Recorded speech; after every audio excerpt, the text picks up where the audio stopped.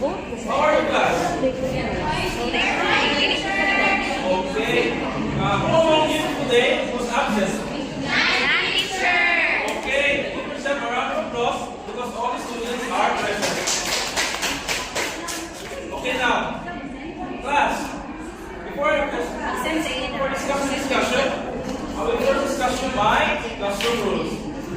The first image, what can you find out this?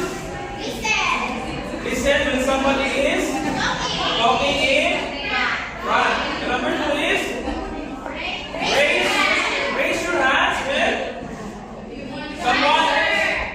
Okay, very good. The third one is quiet when somebody is in the front. Okay, very good. The fourth one is to stay.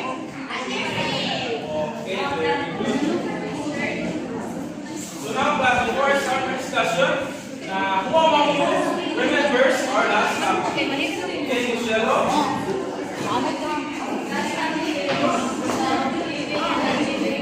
Okay, very good. Give yourself a round of applause for Michelle. Okay, what are those again? The living things and non-living things? Living things exist and has life.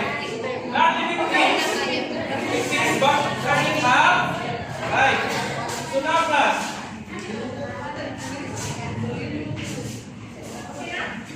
have you seen any kind of glass, class?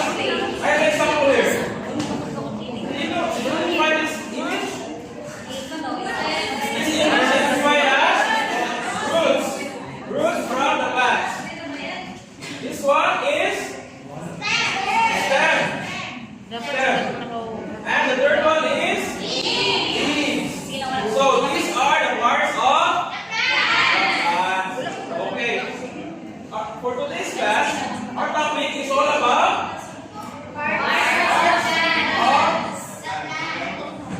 now, essential for our life. Okay. Now I have here an example image of how we identify the parts of the plants. So we start here from the root. Root is like a straw that sucks up water and nutrients in order for the plant and the fruit to have a healthier life. And the second one is stem. Stem is like a straw that sucks up nutrients to distribute the nutrients that came from the fruit. And the leaf. The leaf is, it makes its own food by sucking the sunlight, and it makes a chlorophyll, and it came from a cell in order for the plants and the leaf to make its own food. And the flower attracts pollinators, and it scatters its seeds so that in any kind of surroundings, the cycle of the plants still begins in any surroundings. So now, class, I want you to what are this side? What is the use of the roots again in the plants? To suck water and nutrients from the soil. So this side, the stem. What is the use of the stem again? Like a straw that distributes nutrients to every kind of different parts of the plant. And how about the leaves?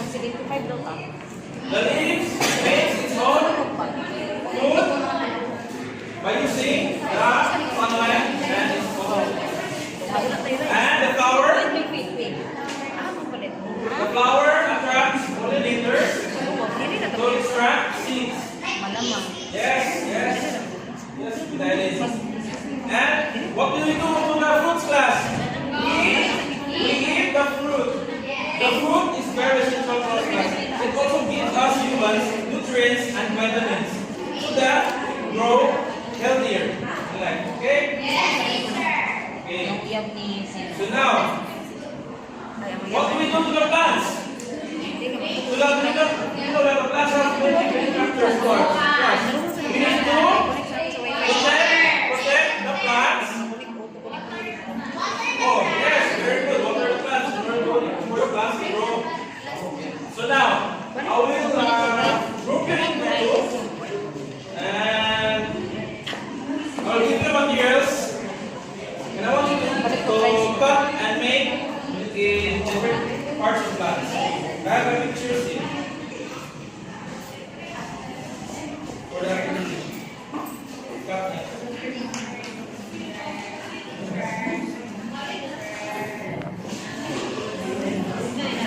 Okay, now class, I will give you 10 minutes for the activity.